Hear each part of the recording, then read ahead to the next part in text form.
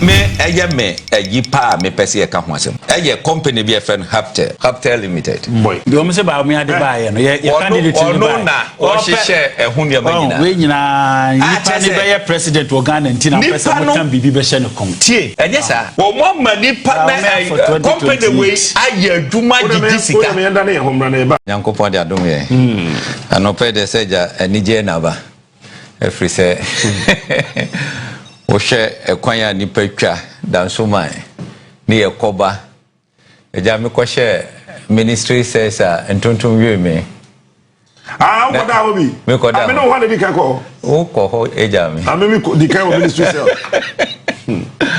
that night no asembia me ka che Nyankopon no ye adwuma de be ko so ye adwuma nso etienne me fa kwanya iso na mada the Attorney General of the Republic President Mahamani na banyina say omo ba ya omo catch police force omo fan adanse omo nyina mra for the prosecution na adanse bia ntimi amba no omo decided say they will discontinue the case enti Nyankopon adom adopai yedru dansoman court semi first in the first case ejami court na mu na prosecution sorry Osiwo Abai has no interest to continue na je discharge me na ye ni jesem eti meda akufo adon so asese se oyusu me edinya tumi a wope no this are tumi na so edi che me koto says aba matwa koto kwan saa 1 year ne me kan se Nyankopon ma na hode no ma na nyinche na wonhwe ne Hopeson be ye e wo krom ha sei ne me ka kire na no that's it now ame minia emi before what to say oh nyame adom ye ho ye dwuma na ye gu so kreti even ye ti bench moko ye ayide na wo moko ye prostate se ba mo ma media general wonte oh say yes say ya protest no because say dwuma na oh ya beba oh that be na so Dr. Zato ba TV3 de bia ene Dr. Zato was there Professor Smart Sapon woba mami mami enradwumre what TV3 etu ya ma agoro ne yedo ye ba agoro ne yede aba agoro ne yede because ye nwuma yi kriti ya na no me de betu ye ya na mo kase ye kriti dwuma yi wa manga obehu wa manga behu ada no kura me ye wrong afin me hu adwuma na nkasa yi kriti ye no wo se to aso sa de wo ya ye so obohu dewuro I have given Ashanti region 1,824 project my achievement and no kufuado 1,800 I'm going to say 1,007 a publication 1,000 I do with the Google oh that be share would the try I have given Ashanti region 1,824 projects 1,824 projects my achievement projects bam nana do ho nana kufuado so atiasie ena wo hwe abo oh asaw na ya bekado ya abido ya me akufado di na church na yansa obabu na ko enti ya de anya se yetwa kontompo I have given a certain region 1,824 projects. My achievements clear for all to see. Yeah. I was on my so kwa obi hono. Nti we nya se bia 28 September 2020. We cry we cry from 2016 to 2020 no. Nti me nya mfa 2020 to 2024 ne meka ho. Nti mo ye project nkwa 1,824 24 wa Ashanti region. So I say, and say be a di atro. Is there for you to see Asante for more threatening na adwuma no ho na ya munyi aye. Mo de money hu. Ma me hwe say story no project bi o ma. President Nana Addo Akufo-Addo has said the Ashanti region has been a huge beneficiary of the works of his government. The president spoke when he paid a courtesy call on Asante Hilo 2482 at the Mechiepa is in Kuba. The president said he has delivered his 2016 campaign promise to develop the Ashanti region and urged the people of the region to give him another additional 4 years to accomplish more if they appreciate the good works of his government. And the first time the 2020 to 2024. The president further disclosed that the region has so far benefited from 1,824 projects under his administration, with 774 currently completed. That time? Yes. Okay. That is from 2016 to 2020. Okay. 2024, they are planning.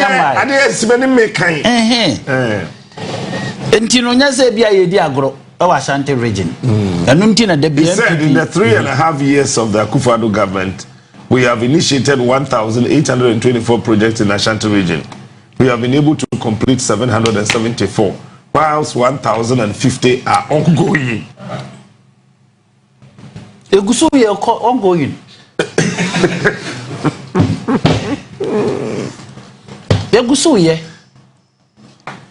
What I say? Juma Ketwa and MPP in Ashanti region. And until the Bia you go so to Abama MPP no. See a bit change the avenue lalai. Because a Juma MPP Bawumia in Ashanti region, Hopeson I are aware.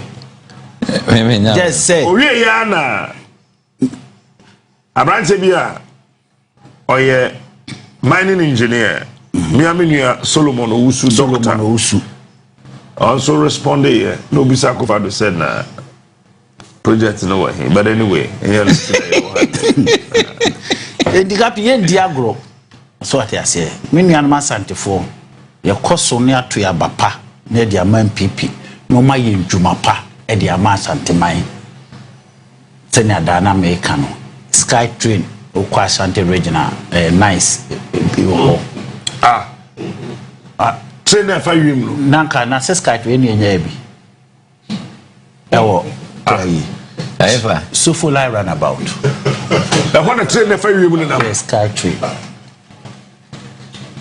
Hey, na yimu ye den o manhia mu ye den o manhia de say me catch you say o ye redesign.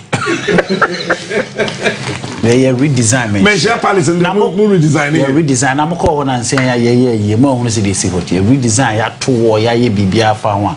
Manhia Paris they say the apple fa nanim. Na come the apple be fa ni mo. Apple be fa ni mo na say ye nto ye bo na asantefo ni madware. Nkanu ne dey fa setting ye to wo no. So what I say. Na ye see defense. Na ye see defense. Kita. So what I say. Enti adwuma we nyina ya ye e dia masa. Enti say na fa we be okuma say. Ana me cho so for ayi friend start mumuni. Eh ana je bi okuma say acho. To musa na kofa bu akwa. Eno na be ye bypass to Asafo market. Train na nam wiem sa. Tudu kuma sa. Mo je say. Oh yeah, kuma say dey so mo ye my free, yes you find free. Train nam wiem so full na be fa Asafo. Na just do be kuma say odu ho no ajoin no ka. Enti aye nwuma bibiri ade ba kwa yesa ye ya. Esa ye me fepa ye train line from Tema to Bonkra. Real life from Tema to Bonkra. Yes, you be Bonkra, you be Bonkra, say Bonkra ye Juma tankers almost and say tankers for Kumasepaso. Train a deba Bonkra straight. Na dia besi honum. Enti ya Juma say minimum and can be so say wadwen ye. I dream Juma, but to the stand they say so I wouldn't say near America. Bonkra anyhow. They did Bonkra there. A Juma no ni ho. Bonkra say we are working.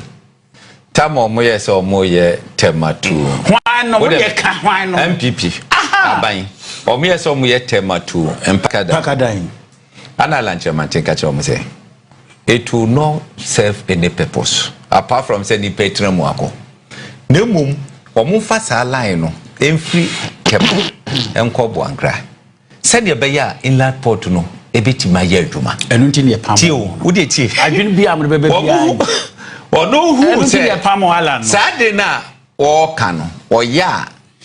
Now one crosses toward the ministry ever money dinty. Or must say that. Or must say that. I dream of 1 year to 80 Ube Bisase. Baby, I'm the choir. Yes, I am microbe voter region. As so purpose banner SFO. So, how many people at the fruit train at the voter region? Anna trainer, you will be bisenka. Oh, a free tema port and the transport to at the voter region. Any program. So, eti etoda. What you say? Nipa ankasa eye no ho enemy. Nipa boni aye. Nipa ye no ho enemy. Hope say.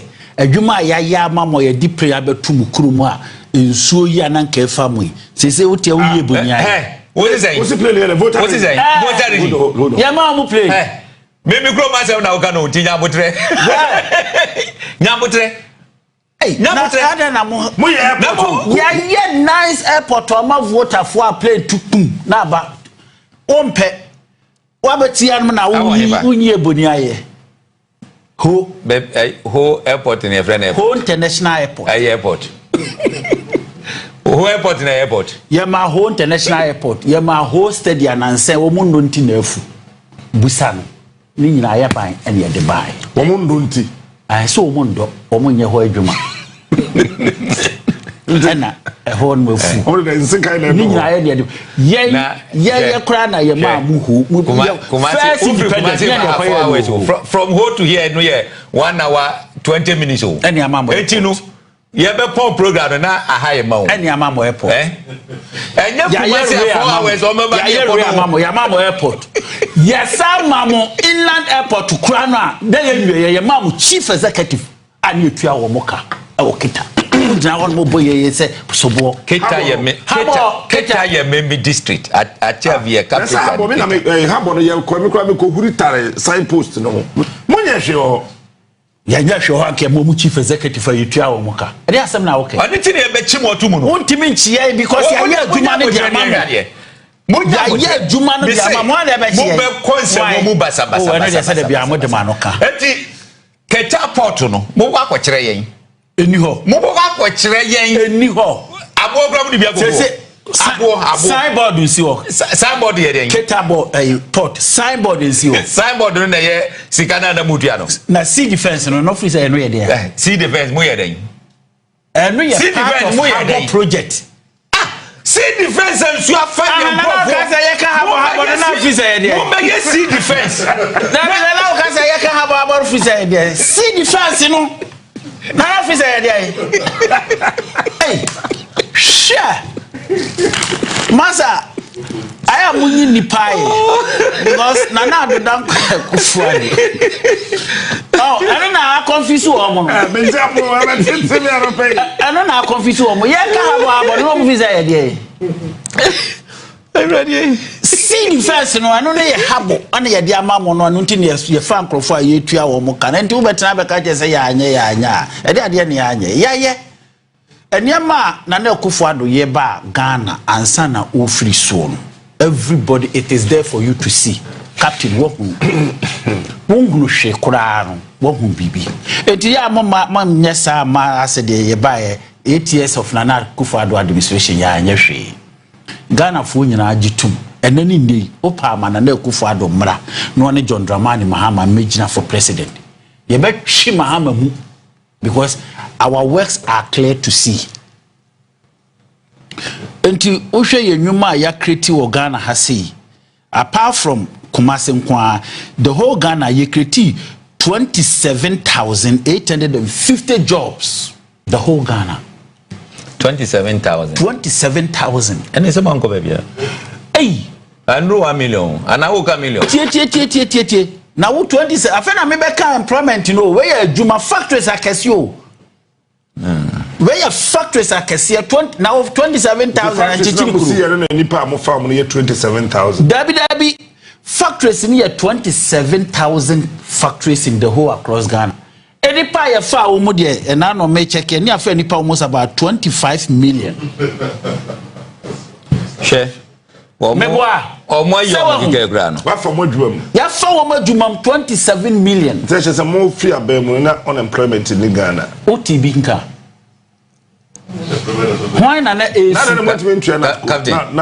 Oko Kumasi take to Angroga Junction. Yeah. Na ha maybe sa captain. Ana Oko Kumasi a o mfa ho. Me na ese o ka che. Yeah. Ewa hasa chivedo take to Angroga Junction moye. Ekwaya ye kwan pompo. Awan ya wo ye yi 8 years of menena na Akufo-Addo administration. Ye kwan kilometers nkoa ye kwan about 12,000 kilometers be so free ko China. Ashanti region alone ye kwan 2,200 kilometers in Ashanti region. 2,200 kilometers in Ashanti region. There's a utwa Ghana nyina kora hia e kwan ye balance wo ho. In Ashanti region. Sir? That's how free has a Kumasi 250 kilometers. Next year, 2,200 kilometers was Ashanti region alone. Yes, into Ashanti region for Tukwani. Now, I do move for Tukwani. Maybe so. I have a chairman. And I make us a one or qua. O see ya one am so a better one. Even play could see a Naya and Capri bit Makumasi. Nyanya and you base international stadium edema airport to the mamwa Kumasi Nanka airport Nina yeah Kumasi yeah by you see 5 international airport across Ghana Kumasi Sunyane Boliga Mukurumu Cape Coast and Cape Coast what's Cape Coast Cape Coast the ano de Cape Coast the ano de ntia ya awie no mo shase ya shase Cape Coast international airport Kotokoraba. And you could see, when you see Kekus Habo, Obekai, Dr. Mahmoud Bawumia, you could try Bibia. We have built Habo, an airport in Cape Coast. The people of Cape Coast go to Cape Coast and see. You come there, Musima, it's a helicopter going to oh, I feel the Wajatu. Helicopter. I feel the helicopter to international airport. I am international airport or Kotokoraba. Yes, airport or Kotokoraba. Nanim Kotokoraba. And I'm here, Habo, so okay. And yeah, Habo, Cape Coast Habo. Go on and patch on Cape Coast MC, Mammy. I've been necessary. You can't say, Mono, to see, I'll be free. MC, you know, crowd, so yeah, Mahama MC. But you know, you're kind of correct. And you're more for my MC. Well, no, we're done it on Cape Coast. So I say, yes, see airport to Cape Coast. And your friend say, if a habo, Cape Coast. And you know, I na Mokase and Akufo-Addo buy ya nya sometimes ya na yemi ya, and they are aware to see ya dear. So I say, to the extent they say, so across Ghana, we touch every corner. Mayana manye, Mayana. And yay, say, Uba Kano Koda Pajia Tumwa, MPP is the only government ya ba bemwa. In Puntujuma ye Emagane ni bienya humfaso. Free SHS ye diaba, Wofasi for Omuku free SHS. You are aware. Ye free SHS near build these schools. Ye see schools across the nation. Ghana Hankwa ye see schools cry, ye see schools almost about 2.5 million schools. Brand new started. Yes, yeah, I'm for and then JDM by all said schools where you see green and red. One who say be order. Ebini ho ye year free honum because you see school at the mom. And to Hopeson, while we are aware, say a Jumadi Captain, we are aware, say Jumadi. No more no service have been played yasa. My assemble boom last start a almost a day. Omo best to the sense say be airport to the BC and Omunko. I hold on one himself. So I say international airport our honum. Kofolivia haya Cove Town. So himself also see my home airport. Music airport to Koforidua. Na some Mokramun turn to coin. Koforidua Abu Dhabi. Yes. And I'm from Capital View. Capital View. Airport. Koforidua. So I say enti wo hwe ne ma ya digugu akwan mu airport na wo hotel na chi ho hotel na chi pepe na wonim ho so na ama me bre oh captain ne ma bi wo ama me mbre Uko the statement, a daily statement, a Numa Asante region, ye be almost about 24,000 are dema youth employment Asante region. Apart from one district, one factory, Nana Kufadu Asante region, one district, one factory, or my Makoma could say 17, all of them are in operational. And this is your question to the factories in a year, Juma. A year, Juma giddy. Now, say statement today. The list we are because a Juma Nana B. Also, no director. Nana B. Enumerate MPP's achievements in Ashanti region. A new market and the job creation. And the job creation, he said, MPP has created 2,055. And easy. How Ashanti region? 2 million. 2 million. No, now 55,100 jobs. Hane Gaza. Nanabi. Why no Fuse? Juma ya Ashanti region. Out of which Ashanti region. Out of which 27,000 Ashanti region. Out of which 180,700. He further mentioned that out of the 100,000 beneficiaries under the National Builders Corps, nationwide, Ashanti region has 24,724. And Tinaku, 100,000, Ashanti region over 24,000. 24,000 over. A honina, your ghost names. As I said, Dominica, Indimu, or Mushim. Number for them 100,000 people. Hey, Industrialization. Nanabi also stated that out of the factories now operational under the One District, One Factory initiative, Ashanti region alone has 20, Ukraine 17. Adding that they created 3,776 jobs in the region through One District, One Factory. Let's say last week, or more Kumasi are not more 30 unino. So I'm additionally, the Nana Danko Akufo-Addo led administration created 10,963, bringing the total to 14,774 jobs created in Ashanti region through One District, One Factory. He listed some of the companies as Western. Yes. They're located at Agona. Agro African Limited. Located at Asankare.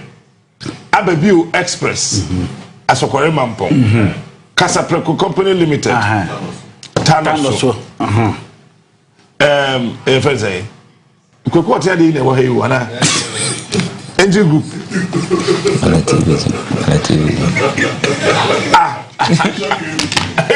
Sir, I don't know register under 1D1F. Also, Mama can say existing companies, or more distress, they can apply. I didn't know Obete Casapreco. Dako farms in a you market to our Ghana for a year Bonia. Over every cape goes no one careful. Because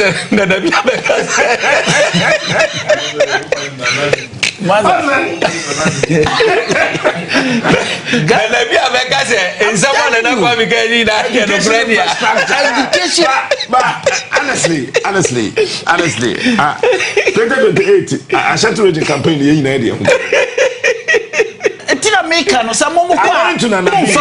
in terms of education, the region has had its fair share through the free senior high school and free TVET policy.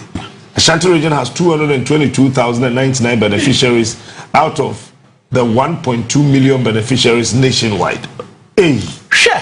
Hey, and the Ashanti for Ashanti region MPP there, and until there be a tower, no. Yet they are no creative Numa and Manibem. Of the 144,000 beneficiaries of the teacher training allowance, the region has 25,253 students. He also cites the construction of the John Ejikunkufo School in Daba adding that 4,500 students in the region have benefited from the tertiary scholarship scheme by the Ghana Scholarship Secretariat. Hey, sure. Did you see a dear grow? In terms of infrastructure, the MPP National Youth Organizer said a total of 2,344 projects have been started in the region. And it's still starting. Nanado say 1,824. Yeah, briefly.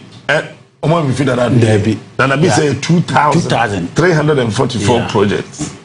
All kind of 1,037 completed and 1,307 ongoing. Goom. Still, it's ongoing. Ashanti region. Yes, still they are ongoing. Ashanti region.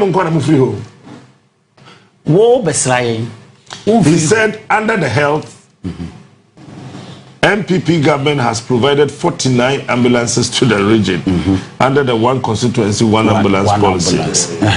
The government has also established a drone delivery service in Mampo to help in the delivery. Ya did drone ba mo ka che se obi kodware amode behwe ne ho. Sana to help in the distribution of delivery service in Mampo. Yes. To help in the distribution of drugs and other essential medicines within the region. Into confirmation the drone and the gruba. Yeah. Sir. And I'm say be fan wa kra na dey aba. Fa kra na dey na ba. Drone be fa drone won kran. Now I'm say confirmation hospital no. Ya wa alif ko tetimi besi so ayeye ya na. Okay. Captain. Osu do dey ba. Mami mo one or two. Voter region dey na Ashanti. Me dey me nkan PP asem ha. Okay. Na mom. Auditor General's report. Why you hodjuma kakra. Na woko under Ministry of Energy. Ya ye electricity company. In somewhere SCC wo ho no. I think say ehu ba. And this one is 2024. Myanmar SCC wo electricity company mu. Emu de na person ka ho asem. The Auditor General's report me ja ho asem ka. Na Captain, emre bia na me ka say. Yesesa yemra no. Say Auditor General's wa wie ne report. Na ode kwa koma parliament. Na Public Accounts Committee atenase. They are from Abetratra ho. Na did you do this? Oh, we are going to do. Every year we are going to. Yente that say oh last year mo buy no mo ka say we are going to. Say there ya drew ho. We've done. And I say bibisa yente say every year we are going to. Adenti unnecessary kosa. Some bit must samra no. Nanka report no be called direct to Attorney General. No was starting home prosecution here for metre dwom kra ma mekika yibia in some of abekika of parliament in akwakan wo court. I think it's enke bebo akakra hwe say under the Minister of Energy no Electricity Company of Ghana point 35 say omoye review of the company's expenditure no the approved budget was 144.7 million. Now by the end of the year, now or more you saw 333.9 million. Mahama administration. Akufado more administration say on abike. Na say 2025 yeah auditing. The idea na do so say. We ko Mahama. No dey na mudi no so chese. Ejuha na chese o more CD budget no mo dey 189.2 million. And the baby can't a you. Without board approval, without anything. What's your bed? As you say, we call them. No, as you say, you make you sure. No, where? Captain, you're sorry. Oh, Miss, as you say, we call them. What are the some good? I don't know who you got. Oh, hey, Yabutre. Would you Yabutre? What do you do? I check. Yabutre. What shall we na sika nke electricity kura de magiare na aban eja bidi ye nuama no eye 70.9 ni na kire wo kai brofu we na wie Auditor General atro ebeko Public Accounts Committee ye wie ni asanta ne de akoma to Attorney General's office na de aye story book e wa Attorney General's department we enkosi anka Captain, I say to me, Manisiaga. When I'm Manisiaga, who to me? You better Manisiaga. That was a sell to me. Messia the pressure better so. Many apart from TV, new radio, so any demonstration, they don't have. And I don't never my Tony General Society. Never in general. Never negotiating. There be an idea of himself women at all. Or who say, or move free by Mono. I bet you. I don't know yet. Or more than yet, pre bagged into 20 a yamra or be betting by Yusu. Then so about an onion. Was I? So by them running, you know. Me say now you should be. Oh, Ebra my yato say, Yaya did say, who bet him a Yusuno. Say, the panicas will use won't you mean I say, there be no moment. And so Becca say, and when she say any day, and by yes, straight. Messi will make a negotiation. But maybe I may a yam me a yipa me pesi a campwasm. A year company be a friend Hubtel Limited. Boy. The woman said Bawumia the buyer, no, you candidate or no, or she share a hunya magina. When you are president organ and Tina can be Bibeshan of Comte. And yes, sir. Well, one money partner company way I do my without a contract. Hey, boss, without a contract, I say we make our fear. I'm a much letter 10. No, this is auditor general's report. Can't so much now. No, auditor general report in my make a Hubtel story. Ewo assembly ni so. Ewo mia FM. Yeah. Ye tro krata 10. E de baye. Minyankofo ebo bitiri so. Ah. That report we buy no. Em die. Na captain, ono Hubtel no dem. Okay, we dey kusha mobra. Menka bibi ncha. Yes, I know. January 2024.